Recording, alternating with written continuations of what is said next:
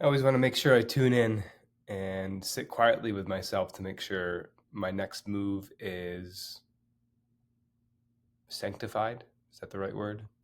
Then the next move is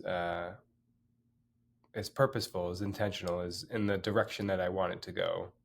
How often do we speak reactively, and before we know it, we're down a rabbit hole, having an argument or an engagement that we'd rather not be having with a person we'd rather not be engaged with. Um, how do we access the wisdom that we have? And I believe the answer to that only comes in the silence. We're able to access, I hesitate to say the right way to go or the right thing to say. That's not really what it is. It's more of a how you're moved to communicate through a higher force. Dare I say that? That's what it is. How else can you describe it? Um, that when you're quiet, you're tuning into something. What do you call that something? I think more and more people are acknowledging that, what do you call it? It's the universe. I trust the universe. I manifest in the universe. Well, we all have different names for it, but that's a popular one, right? The universe. But that's what that is. Think of it as they call it the unified field. It's this singularity. It's a singular place where all energy, where all matter comes from, all ideas, all vibrations. It's one singular. It's not a place, but it's an energetic representation, and it has everything there. And you're a conduit for that wisdom, that information, and therefore, since you're made from it, you can access it. You have every birthright to it because it is not for anyone's to tell you it's not yours. It's not anyone's to give or to take away. It just is. It just is there, just like you are. You are just there. You are just you. So anyways, that's how we're kicking off today. Is to sit quietly for a moment, which I did off camera, and then I hit record, and then I did it for a little longer. And hey, these are the words that are coming out. So must have been what had to have been said, and now we're saying it. But so I think that gives me the opportunity to keep going on this subject. Lately, what I've been thinking a lot about is how do we think about energies? After all, we ourselves are one big packet of energies. We are tiny molecular reactions that are interacting with each other and communicating and sending information. And it makes up this big, beautiful, complex, intelligence. We're self-aware of what is happening to us and how it's happening. Now, we don't always think of it every day, but I invite you to sit down and to think about it, to go slow and to think about how miraculous your body is, how miraculous this life is that we live in. And it's not that you have to ooh and ah over it every day, but just recognize the truth in it, what's actually happening. Because everything is based off of that. And so if you don't get the initial part right, then you're just not in alignment. Probably part of your life, or a good majority of your life, does not feel good. And you might be kidding yourself that um, life is good enough. And sometimes it's scary to take a peek under the hood and admit that. But that's the first step towards improving your life, I would say, is admitting that and being brave enough to take a peek under the hood. So that another invitation, I invite you to peek under the hood, because this is partly true too. Your life might have to get worse before it gets better. And it doesn't get worse, but when you admit to yourself what you're not happy with, then you're bringing to light the way that you truly feel. And people don't want to admit that. People don't want to admit that they're unhappy, or they could be happier, or that they're just dealing with a reality they'd rather not deal with. This is just for me, where I'm at in my progress and journey. I have less and less tolerance for that which I don't want to accept in my life. And what that's doing is creating somewhat difficult things I'm saying goodbye to, or just, if the foundation of that thing is not based on these new beliefs that I have, then I'm shedding them. And that's not easy. It is, but it isn't, right? When you're so rock solid in who you are, and what you want to connect with and the experiences you want to have, then it's easier to say no more than ever. However, you're saying no to things and people that are used to you saying yes a lot. So there'll be that pushback. But like I said, if you know yourself and you know what you want, it won't seem that frictionful. God, I love when we make up words. I'm just making up another word, frictionful. So you might have some frictionful experiences, and that's okay. And sometimes those are lessons in and of themselves. A lot of us are pleasers. I say us because I'm a recovering pleaser.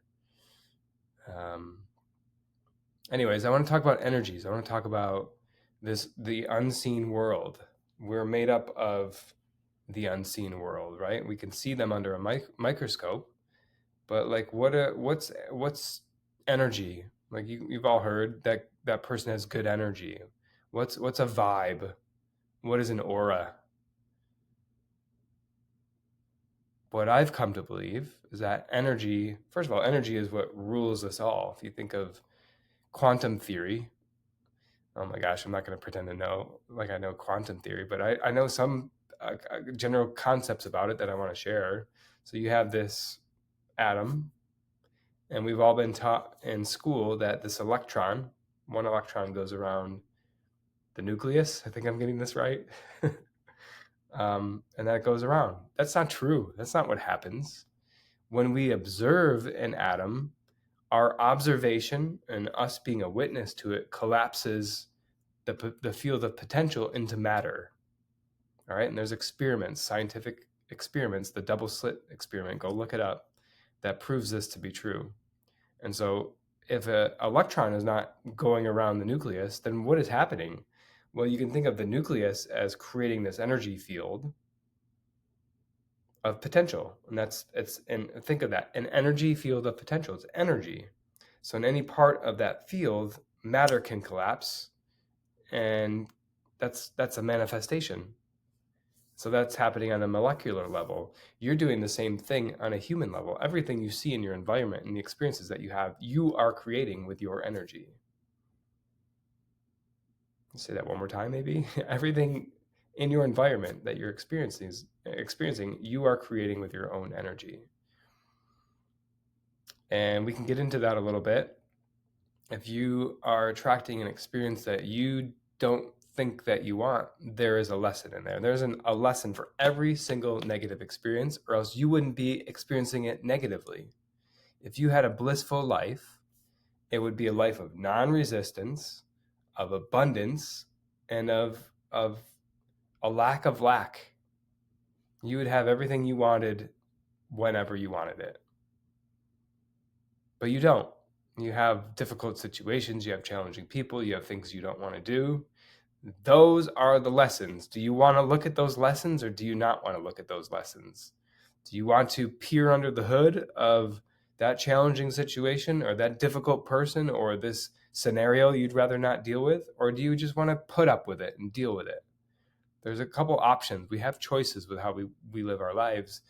We're unconsciously saying no, we don't want to look under the hood so many times throughout our day.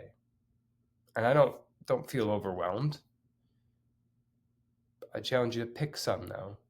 Pick some. Pick one.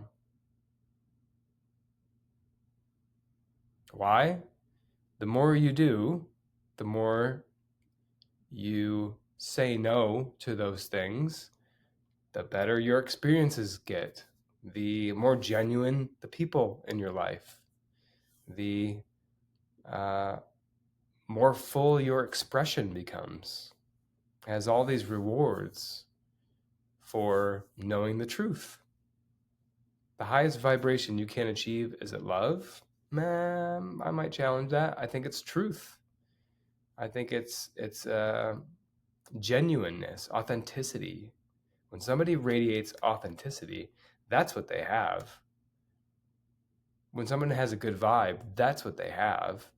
Love falls into that category too. I think you have to get to that love vibration before you can get to authenticity, because there's plenty of people who have that loving vibration, but not that they're not authentic, but they haven't mastered that yet. I think the mastery of authenticity comes after love, and they both happen simultaneously for the most part, right? But like, which one happens in its completeness first?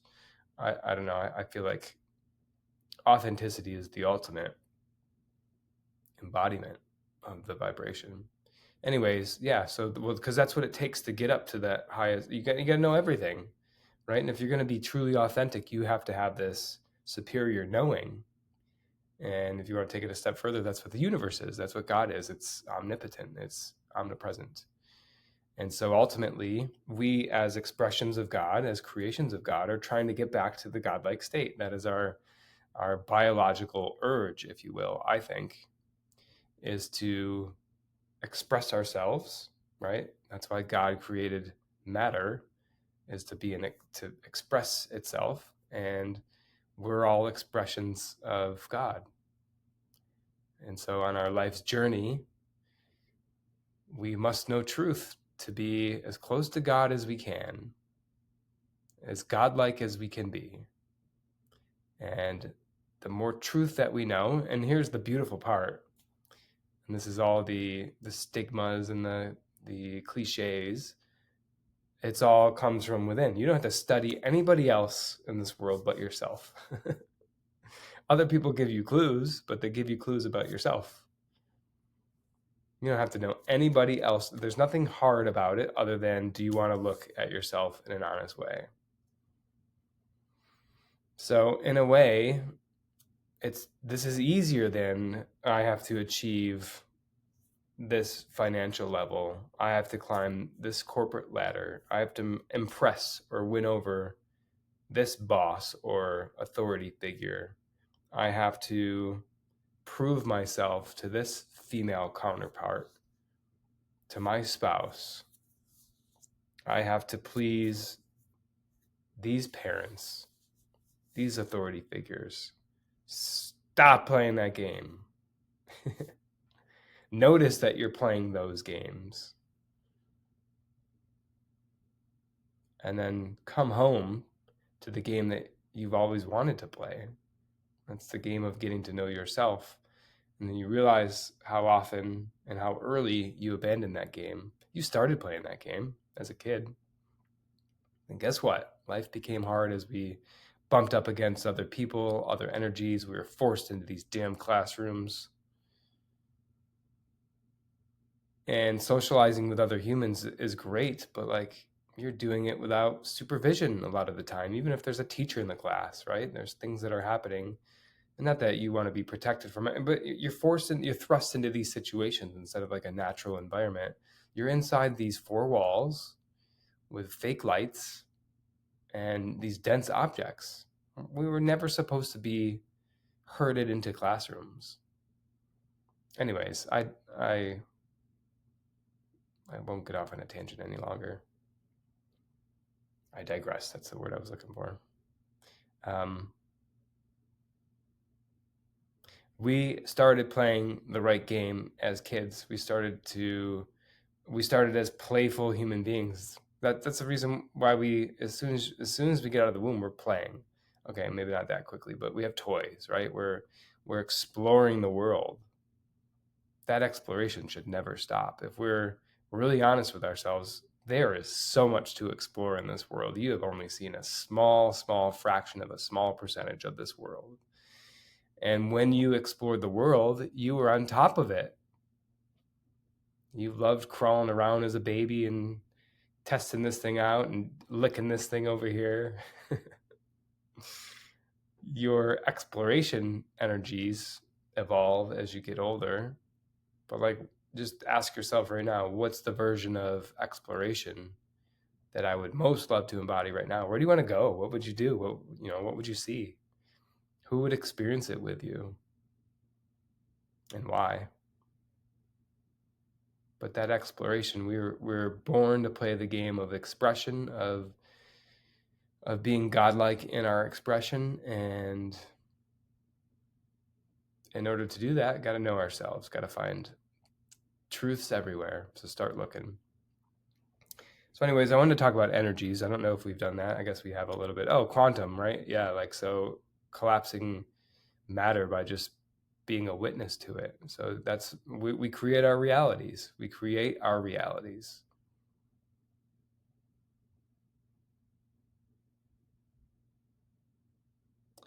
And I talked in a previous video about shadow work. So the more shadow work that you do, the more your energy changes. And I talked in that video about the definition of healing. Part of that definition is becoming more embodied in your complete energy. And what happens before we do that is we send away our fear or our shame or our guilt.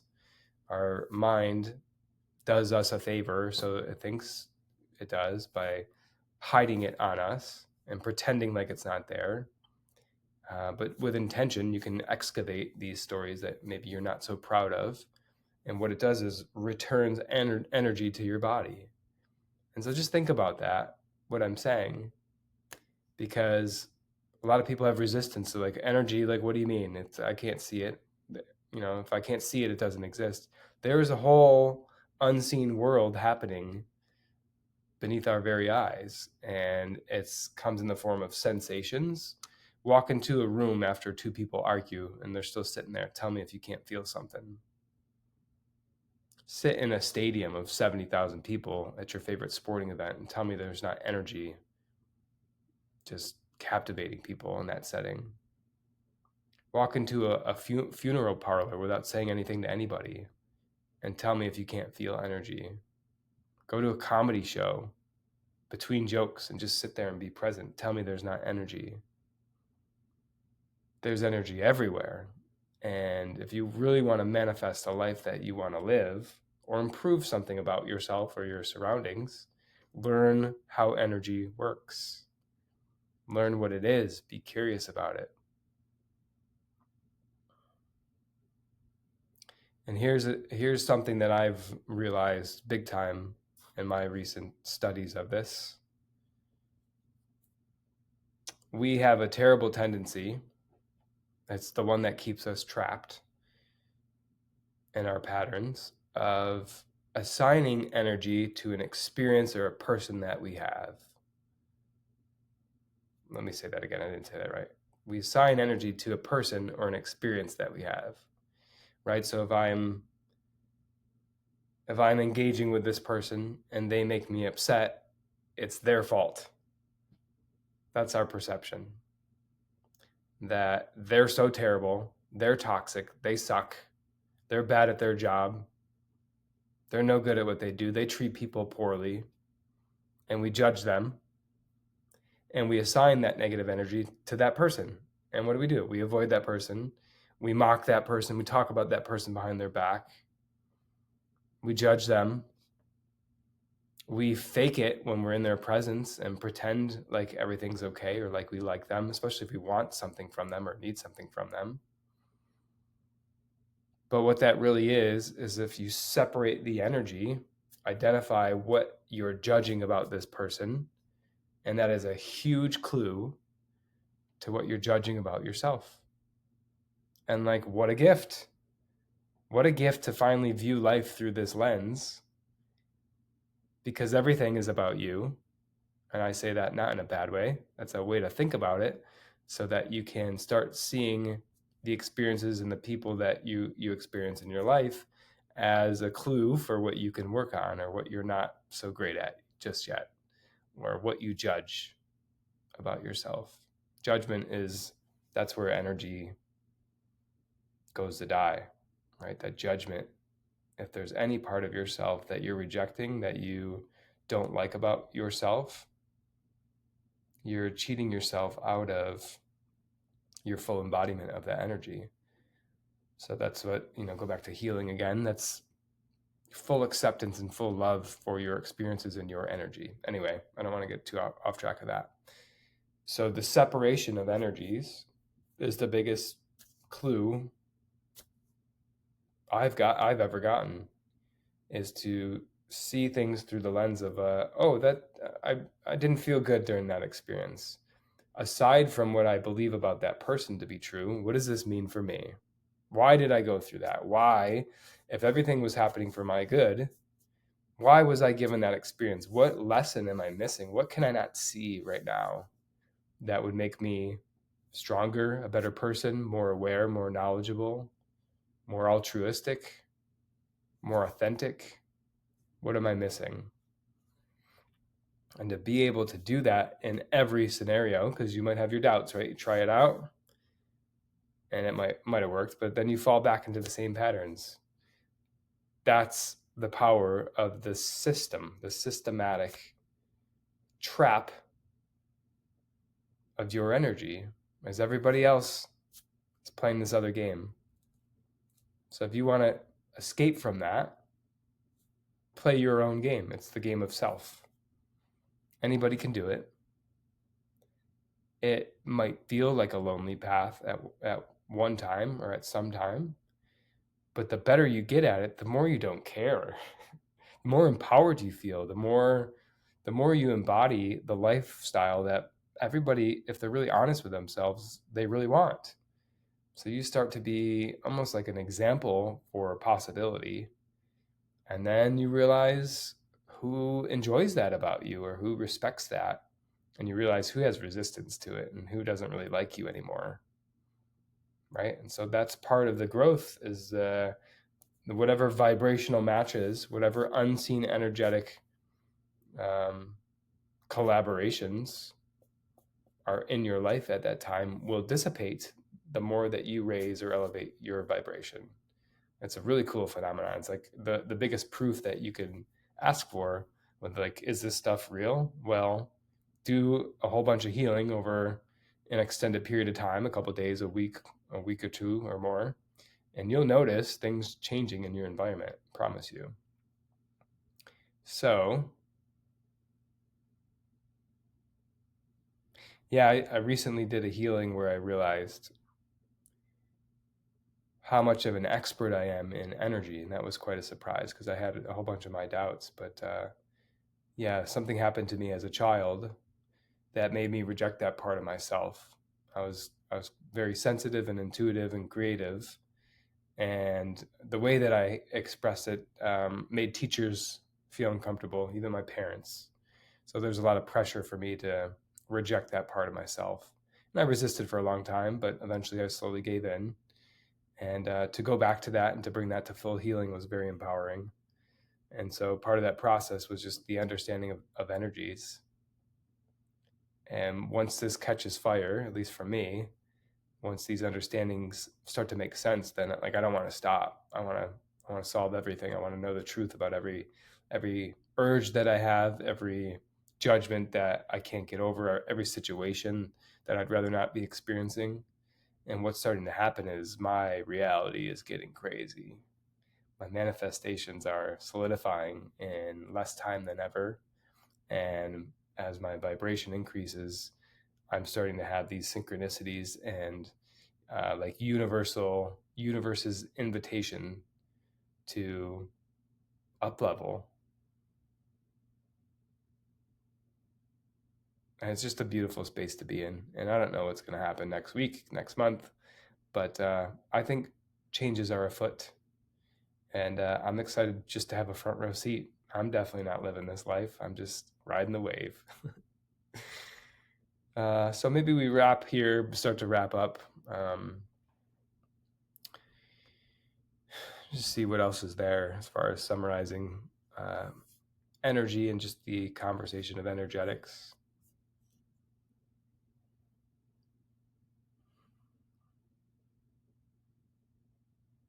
It's I want to say it's sad that we've been tricked our whole lives or lied to, but it's nobody's fault, and this is how it should have always unfolded.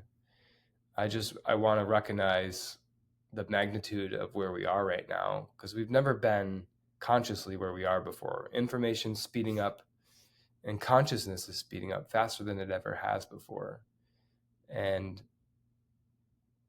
as that happens, the gap widens between people who are playing this game, starting to like exponentially go up, and the people who are just like they're still asleep, they're still pretending. So that's why there's going to be some bifurcations. There's going to be some uncomfortabilities. There's going to be, this might even be people who are close to you, family members. And again, I mentioned this in a previous video. I don't want to scare anybody, but it's the reality. It's kind of, it's what's coming. And like I said, we always have choices. And a lot of these experiences are beautiful. If you embrace them for what they are, there's lessons in everything. And there's more of an opportunity in human history. No, let me say that again. There's more of an opportunity than any other time in human history to tap into this great energy, these great realizations. The veil is the thinnest it's ever been with spirit or the energetic world or the unseen world and our physical reality. So I'm just going to leave you with that, thinking about that, meditate on that. Makes me want to rub my hands together, because then it's like, well, what kind of life do I want to live? What do I want to experience? How can I continue to just ride this wave of the universe and what it's asking me to do and where it's asking me to go? How beautiful. I embrace it all. And with that, I will say we depart, and I will see you next time.